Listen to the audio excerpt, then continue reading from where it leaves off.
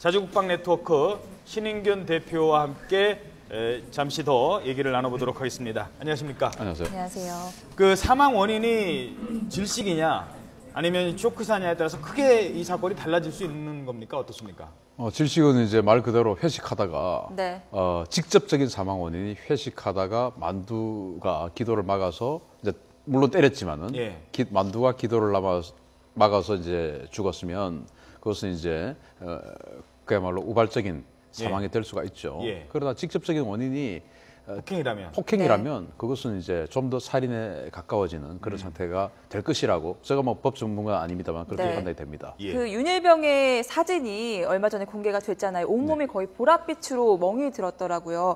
교통사고 수준의 엄청난 멍과 출혈이 발견됐다는데 이 정도면 어느 정도입니까? 갈비뼈가 14대가 나갔다고 네. 그랬어요. 예. 갈비뼈 14대. 저는 평생에 갈비뼈 한번 부러져 본 적이 없습니다. 예. 저도 뭐 군대 가서 많이 맞았어요. 예. 그런데 갈비뼈가 부러져 본 적은 없는데 14개가 부러졌답니다. 14개가.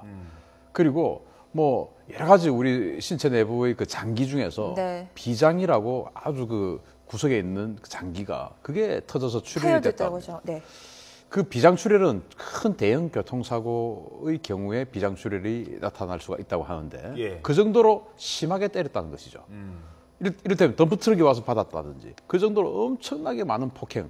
그러면은 사람이 아무리 이 주먹이 강하다고 해도 네. 뭐 교통사고의 어떤 그 파워를 낼 수가 없잖아요. 그렇죠. 그러면은 얼마나 지속적으로 많이 때렸으니까 누적된 파워가 그렇게 된 거 아니겠습니까? 네. 예. 그런 것이 결국 윤일병이 정말 입에 담기도 안타깝지만 그렇게 지속적인 고통 속에 전 세상으로 갔다는 그런 증거가 되는 것입니다. 그러니까 머리부터 발끝까지 성한 곳이 없답니다. 머리부터 발끝까지.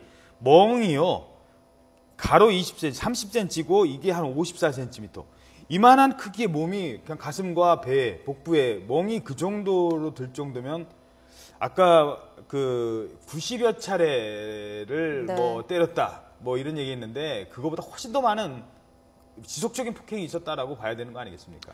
저는 90여 차례 그걸 뭐 어떻게 세는지 모르겠습니다만은 뭐 대충 세보니까 그 정도 안 되겠냐. 그래서 90여 차례라고 하지만 저는 90여 차례를 이게 계량할 수 없는 것이라면 90여 차례가 훨씬 넘는 구타를 당했을 것으로 판단합니다. 네. 예. 뭐 오늘 좀 나온 내용이 25분 동안 64차례를 숨지기 직전까지 맞았다고 해요. 그러면은 뭐 1분당 2대 이상씩을 손과 발로 구타를 당했다는 건데 얼마나 끔찍합니까? 25분 동안 우리 시청자 여러분 테스트 한번 해보십시오. 25분 동안 벌써 불과 있는 것도 25분 동안 힘들어요. 64차례의 주먹을 뻗어보십시오. 네. 자기가 지칩니다. 그 정도로 많은 주먹이에요. 그것을 돌아가면서 때렸겠죠. 네. 그것은 진짜 권투 선수도 25분간 64차례를 맞겠습니까? 예. 근데 이런 일을 당했다는 거 이거는 뭐 가해자들에게 상해치사 또는 있을 수 있는 일 우발적 이런 것을 적용한다면 우리 양심은 무너지는 것이라고 봅니다. 예, 네, 알겠습니다. 알겠습니다. 당초 11시에 발표를 한다고 했는데 조금 발표가 좀 늦어지는 것 같고요. 저희 그 박주은 기자가 네. 지금 저희들이 말씀드린 내용을 좀 정리를 했습니다. 박주은 기자의 보도 내용 보시고 질문 계속 이어가도록 하겠습니다.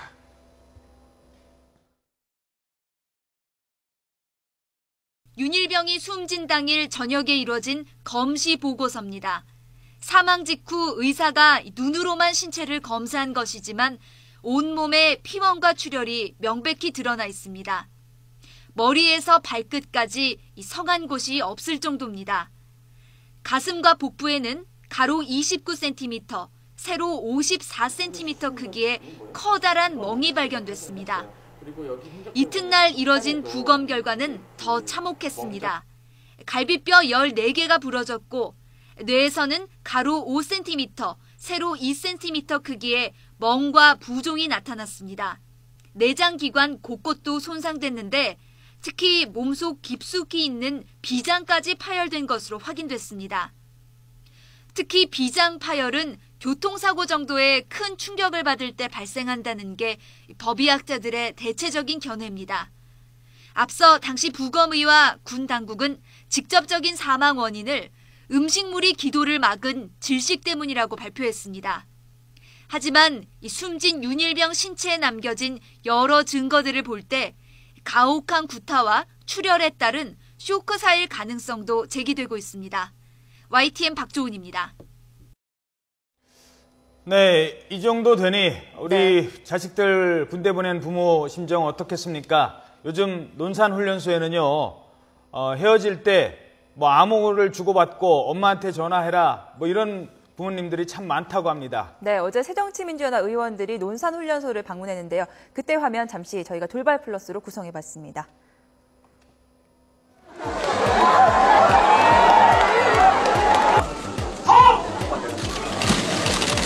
그동안 군기가 활짝 드셔가지고 굉장히 군인다운 모습을 보여주셔서 참 좋습니다.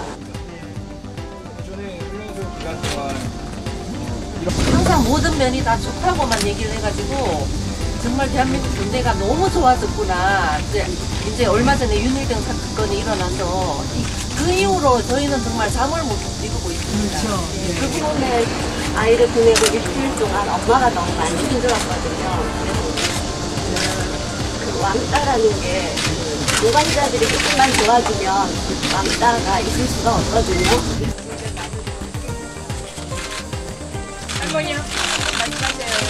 여러분들 참 좋은 시점에 군에 입대했어요. 근데 사건담을 엄청 들여다봅니다. 별도 뜨고 뭐 국회의원도 뜨고 막 그래서 1년 정도는 한심하고 군대 생활하셔도 돼요. 예, 오늘이 저녁식이었으면 얼마나 좋겠어요.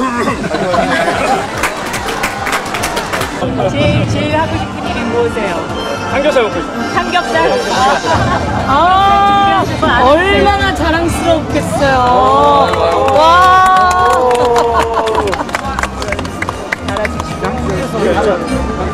빨리 힘들었던 거 있으면 얘기해야지. 힘들었던 거 엄마 보고 싶었지 뭐.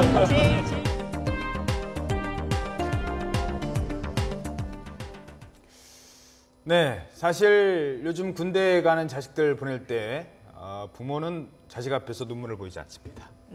자식이 힘들어할까 봐요. 하지만 돌아서서는 눈물을 흘립니다. 이게 부모의 마음입니다. 왜냐하면 이 윤일병 사건만이 아니기 때문입니다. 그동안 사회 문제가 이 윤일병 사건으로 계속 불거지자 쉬쉬해왔던 군대 내 폭행 사례가 지금 제보를 통해서 저희 YTN에도 계속 들어오고 있다고 합니다. 네, 이번에는 심부름 시켰는데 인상을 썼다면서 선임병에게 구타를 당한 사례가 드러났습니다. 강정규 기자의 보도 함께 보시겠습니다. 붉게 부어오른 눈 아래가 길게 찢어져 있습니다. 온몸에는 멍과 긁힌 자국이 선명하게 남아 있습니다. 경기 안양 수도군단에 소속된 22살 김모 일병이 지난달 24일 구타를 당해 병원에 입원한 겁니다. 김 일병을 구타한 사람은 3개월 차이밖에 나지 않는 선임병이었습니다. 자신이 심부름을 시켰는데 인상을 썼다는 이유였습니다. 현재 김 일병은 머리를 심하게 다쳐 의식을 잃었다가 찾길 반복하고 있습니다. 어느 정도 의식이 돌아왔는데 네. 문제는 뭐냐면 얘가 지금 깨어나는데 계속 구토 증세가 있고 그래요. 네. 이 얘기는 뇌손상을 의심할 수가 있는 거거든. 하지만 선임병은 자신도 일부 상처를 입었다며 구타가 아니라 싸움이었다고 주장했습니다. 이런 가운데 해당 부대는 사건을 제대로 파악하지도 않고 김일병이 넘어져 다쳤다며 사건을 축소하려 했습니다. 실상이 드러난 뒤에도 크게 다친 김일병의 가족들에게 서로 때린 사안이라며 합의를 권유해 물의를 빚었습니다. YTN 강정규입니다. 네, 그럼 계속해서 신인균 대표와 이번 사건 좀 더 짚어보겠습니다. 제일 궁금한 것 중에 하나가 위에 지휘관들입니다. 네. 병들이 뭐 때리고 그걸 몰랐을 리도 없고 그랬을 때 왜 이런 일이 터졌을 때 아이고 이거 나한테 혹시 뭔가 불이익이 돌아올까 봐 오히려 덮기만 하는 이런 문화만 없다면 이 어디 감히 소대장 보고 있는 앞에서 병장이 일병을 때리겠습니까? 그런 부분은 어떻게 보십니까? 그렇게 돼야 됩니다.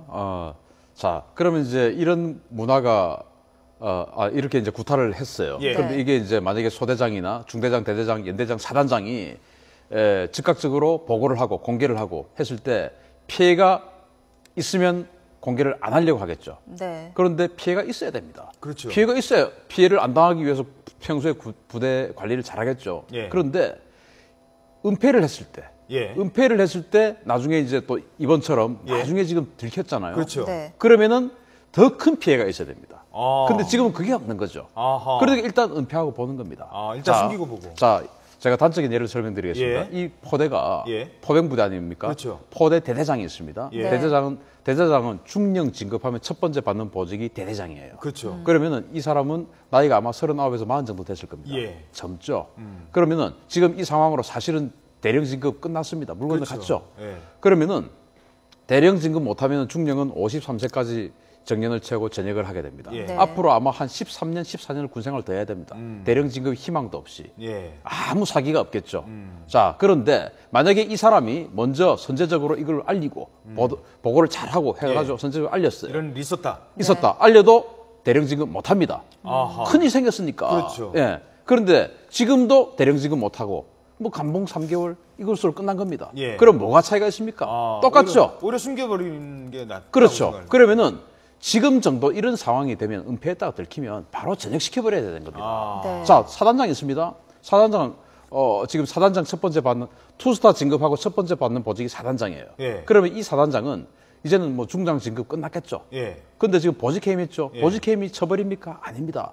지금 이 사단장이 지금 리더십을 상실했지 않습니까? 그러니까 전방 부대이기 때문에 그대로 놔두면 위험하다. 그러니까 다른 사단장과 교체를 하자 해서 보직 해임을 하는 겁니다. 이게 끝이 아니에요. 여기서부터 징계위원회가 들어가는데 뭐 또 감봉, 견책 이렇게 되면 버티다 나중에 전역하고 군인연금 받으면 돼요. 그렇죠. 2년 동안 아직 자기 그 임기가 남았어요.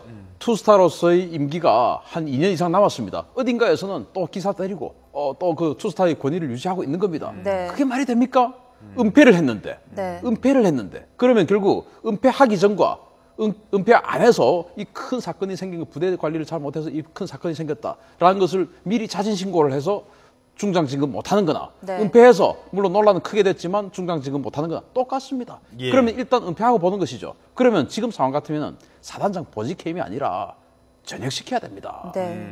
2년 더 하면요. 1년 더 하면 연금이 한 10만 원씩 증가돼요. 20만 원 연금 증가되겠죠. 2년 더 하면. 돈 가지고 계산해서는 안 되겠지만 어쨌든 더 큰 피해가 있어야만이 은폐하다 들키면 더 큰 피해가 있어야만이 은폐를 안 한다는 억제력이 되는 것이죠. 그렇죠. 계속해서 이렇게 축소 은폐 의혹이 불거지고 있는데 이번 일이 처음은 아니지 않습니까? 그동안 뭐 군 의문사 가족 유족들은요, 내 아들이 왜 죽었는지도 모르는 경우가 허다하다고요. 이런 사례가 실제로 많다고요. 뭐 김훈중이라든지 뭐 이런 여러 가지 의문사들이 아직도 재판 진행 중이고 내 아들은 그럴 리가 없다. 부모들 입장에서는 다 그렇죠. 내 아들은 그럴 리가 없다. 근데 군에서는 또 자신들이 안 다치기 위해서 군에서는 그럴 리가 없다. 이게 지금 상충이 되는데 그게 가족들이 불리한 것이 보안에 막혀 있어요. 또 가족들은 그걸 보지 못했지 않습니까? 그렇죠. 입증 책임이 또 가족에게 있답니다. 그러니까 이것을 보안에 막혀 있는 것을 어떻게 또 입증하겠습니까? 그러니까 이렇게 일단 은폐하고 본다. 은폐해서 그 나중에 들키더라도 나에게 피해가 없으니까 또 전역하고 나면 그만이니까. 그래서 이제는 군인들이 전역을 해서라도 만약에 혹시 자기가 현역 시절에 어떤 그 잘못으로 해서 은폐 행위나 숨김 행위로 나중에 밝혀진다 하더라도 전역 후에도 처벌이 되는 그런 문화가 되어야만이 은폐 행위 없어지겠죠. 그렇습니다. 저희 권민석 기자도 바로 그런 부분을 취재를 했는데요.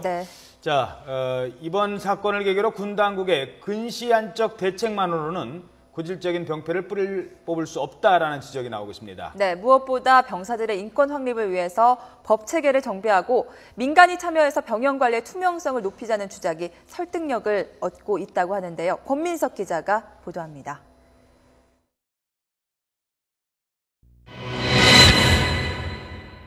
군의 구시대적 잔재들을 없애기 위해선 맨 먼저 관련법부터 손봐야 한다는 게 전문가들의 일치된 생각입니다. 군인 복무규율의 선언적 내용만으론 날로 흉폭해지는 구타와 가혹행위를 막기에 역부족이란 겁니다.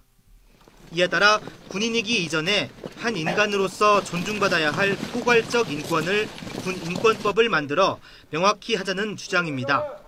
군인이기 이전에 시민이다라는 게 먼저 전제가 되는 것이고, 다만 군의 특수성 때문에 이러이러한 권리가 필요한 만큼 제한적으로 제한될 수 있다. 이렇게 얘기를 하는 거거든요.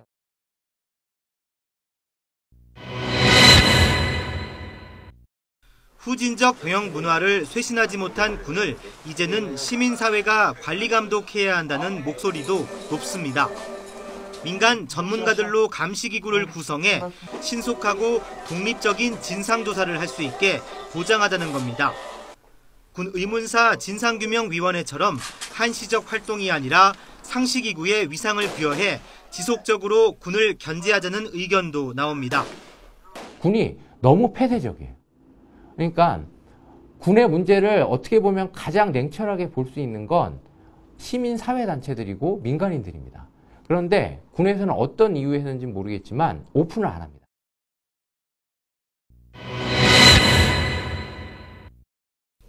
제도만 뜯어고칠 게 아니라 병사와 간부들의 의식부터 바꿔야 한다는 지적도 새겨들을 만합니다. 특히 이명박 정부 들어 강군 육성을 이유로 축소된 인권교육을 대폭 강화해 병영 환경을 근본적으로 바꿀 필요성이 제기됩니다. 전문가들은 월급 인상이나 식단 개선 등 가시적 성과보다 인권교육을 내실화하면 전우회를 고취할 수 있다고 말합니다. 군에서 때리거나 맞거나 하는 것에 대한 교육을 먼저 해야 된다고 생각합니다. 성추행. 네. 저는 그것이 육군훈련소 훈련 프로그램에 저는 된다. 일주일 과정을 줘도 부족하다고 생각합니다. 아울러 사단에 소속된 군 검찰과 군사법원을 독립시켜야 수사와 재판의 독립성이 보장된다는 주장도 나옵니다. 또 묻지마 징계 대신 문제 대처 상황에 따라 지휘관의 책임 수위를 탄력적으로 조절하자는 견해도 검토할 만합니다. YTN 권민석입니다.